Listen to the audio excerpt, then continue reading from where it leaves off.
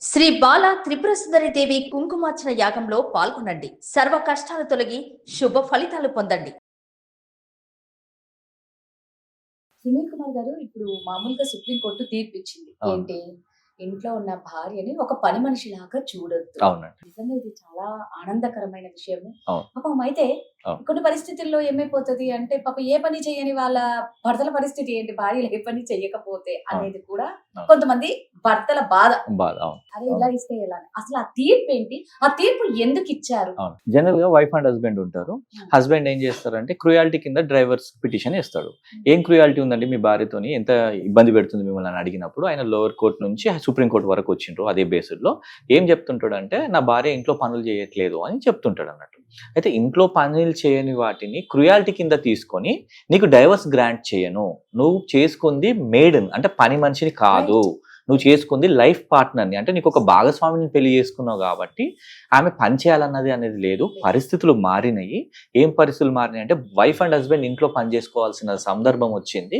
ఒకవేళ ఆమె చేయనప్పుడు మీరు చేయండి, మీరు కాకపోతే ఇంకా మెయిన్ పెట్టి చేయించుకోవాలి తప్ప భార్య చేస్తలేదనే విషయాన్ని బేస్డ్ చేసుకొని నేను డైవర్స్ ఇవ్వను అని విక్రమ్నాథ్ జస్టిస్ సంజయ్ గారు ఉన్న బెంచ్ ఏం చేసిందంటే అతని వాదనలు విన్న తర్వాత భార్య అనేది పని మనిషి కాదు భాగస్వామి అని తీర్పిచ్చింది. Right. నిజంగానే ఇది చాలా సంతోషమైన విషయం. చాలా హ్యాపీ. కాకపోతే ఏంటంటే ఇప్పుడున్న కాలంలో ఆడవాళ్ళకి ఎక్కువ చట్టాలు అయిపోయినాయి. అవును. మా మగవాళ్ళ పరిస్థితి దారుణంగా ఉంది, మా అవును. మగవాళ్ళకి ఏది జరిగినా న్యాయం జరగట్లేదు అన్న టైంలో అవును. ఇది రావడం అవును. ఆడవాళ్ళకి నిజంగా ఒక ఊరట అనుకోవాలి. దీన్ని బేస్ చేసుకొని అంటే ఈ చట్టాన్ని దుర్వినియోగం చేసుకునే వాళ్ళు కూడా ఉంటారు. అవును. నేను ఒక ఆడదానిగానే నేను చెప్తున్నాను. అవును.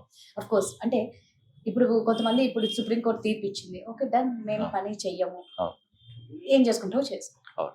మీరు అన్నట్లు ఇద్దరు కలిసి పని చేయాలి, అవును. ఇద్దరు కలిసి ఉద్యోగాలు చేస్తున్నారు, అవును. డబ్బు సంపాదించడానికి ఒకరితో అవ్వట్లేదు, పిల్లల్ని బాగా మంచి స్కూల్లో చదివించాలి. Yeah.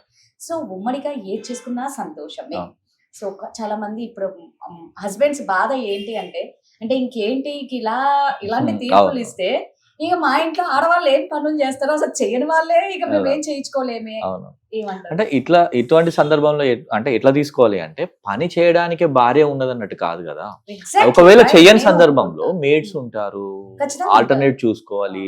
కొంత మీరు సగం 50% అంటే మేడ్ అంటే ఒక మనం పని మనిషిని పెట్టుకోలేని స్తోమత లేనప్పుడు సగం పని అలవాటు చేసుకోవాలి. ఎందుకంటే అది ఒక్కటే డైవర్స్ కు రీజన్ కాదు అంటున్నది. Exactly. Right. కానీ That's వాళ్ళు the చేయకుండా ఉండండి అనేది ఎక్కడ సుప్రీంకోర్టు చెప్పట్లేదు. point. ఒకవేళ అమ్మాయిలు ఇంట్లో వైఫ్స్ పని చేయకపోతే ఆ బేసిక్ లో నువ్వు డైవర్స్ తీసుకోకనే చెప్తుంది అంతే తప్ప డైవర్స్ కి ఇది గ్రౌండ్ కాదు అంటుంది తప్ప ఇంట్లో పని చేయకని ఎక్కడ చెప్పారు. Okay right. రియల్ గానే ఇలా హస్బెండ్స్ వస్తారా అంటే మా ఆ, భార్య మా- పని మా దగ్గర- చేయట్లేదు, divorce మా అని? దగ్గర ఒక కేసు వచ్చిందండి. తను కూడా ఒప్పుకుంది నేను చెయ్యనండి, నాకు హెల్త్ ఇష్యూస్ ఉన్నాయి, చాలా లా ఉంటుంది అమ్మాయి, కొంచెం సమ్ హెల్త్ ఇష్యూ ఉంది, తను చెయ్యదు వాస్తవంగా. కాకపోతే ఏంటంటే ఆ బేసిడ్ లో ఇతను డైవర్స్ అది అడిగింది. కరెక్ట్ కాదు. నిజంగా పాపం హెల్త్ ఇష్యూ తో Yes, ఉండి ఆవిడ చేస్తే ఆమె అసలు లా మీరు ఉంటది, first- మార్నింగ్ లేవడానికి వీలు కాదు, కొంచెం సఫర్ అవుతుంటది, ఈయనే అన్ని చేసుకుంటుంటాడు పాపం. అంటే మా క్లయింట్ పొద్దున్న లేసే టిఫిన్ కాంచెల్ టీ కాంచెల్ ఆయన అన్ని మీరు అన్నట్టు చేసుకుంటుంటాడు. ఒకరిని పెట్టుకుంటే అయిపోతుంది. ఇక తప్పదు ఇక. దాని కోసం డివోర్స్ ఇవ్వాల్సిన అవసరం 100% ఆ విషయాన్ని చెప్పింది సుప్రీంకోర్టు. సో అంటే దీన్ని కొంతమంది మళ్ళీ దీన్ని ఇంకోలాగా తీసుకోకండి. నేను ఎందుకు ఇన్ని సార్లు అడుగుతున్నాను అంటే చాలా మంది బాధపడుతూ ఉంటారు మగవాళ్ళు, అవును. ఇలా అన్ని వీళ్ళకే అవును. ఉన్నాయని. అంటే ఈ మగవాళ్ళు ఎప్పుడైతే తన భార్య పని చెయ్యట్లేదు అని అంటే డివోర్స్ కావాలి అంటే అది అసలు రీజన్ కాదు, ఆ రీజన్ అసలు తేకండి అని అంటున్నారు. అవును. అంతే కదా. అంతే. సో మీరు ఇందాక అన్నారు కదా అంటే మీ దగ్గర ఒక కేసు వచ్చింది అవును. అని. ఉం. అంటే ఇప్పుడు మీ దగ్గరకు వచ్చిన కేసే అంటే ప్రాక్టికల్ గా మీరు చెప్పండి. ఓన్లీ నా భార్య పని చెయ్యలేదు అన్న మాత్రానికి ఆయన ఆ పర్సన్ ఇంకా డైవర్స్ కొన్ని విషయాలు చెప్తే కురుకురే కొనియలేదని కూడా డైవర్స్ కోసం పిటిషన్ ఇచ్చిన సందర్భాలు. ఆ, అంటే నచ్చింది కొనియలేదని బయట అవుట్ సైడ్ ఫుడ్ చాలా ఉంటాయి, వింతగా ఉంటాయి కొన్ని, అవి చెప్పుకుంటూ పోతే ఇంకా సరిపో. అంటే ఇప్పుడు అప్రోచ్ అవ్వడం అనేది కోర్టును అప్రోచ్ అవ్వడం అనేది కామన్, డిసైడ్ అవ్వడం అనేది అంటే వెడిక్ అనేది రావడం తర్వాత. ఇక్కడ మీరు అడిగిన నా క్లయింట్ కి ఏంటంటే అమ్మాయి రియల్ గా హెల్త్ ఇష్యూ ఉంది, ఆమె చేయదు, అబ్బాయి ఏమో నాకు ఇట్లా ఇతను కాదు, ఈమె పని ఏం చేయదు అనే విషయంలో మన దగ్గరకు వచ్చిండు. పిటిషన్ ఇట్స్ గోయింగ్ అన్న.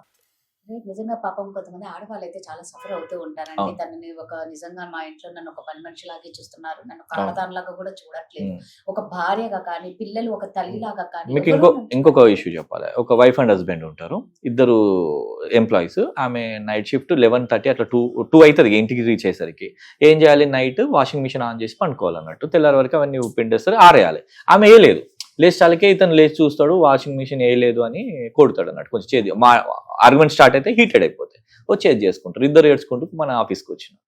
అయితే మేము ఏం చేసినామంటే, అది నాకు అర్థమవుతుంది కొన్ని కేసులు చూస్తే, వీళ్ళు విడిపోతారని మాకు తెలిసిపోతుంది ముందే వాళ్ళు చెప్పేవాళ్ళు.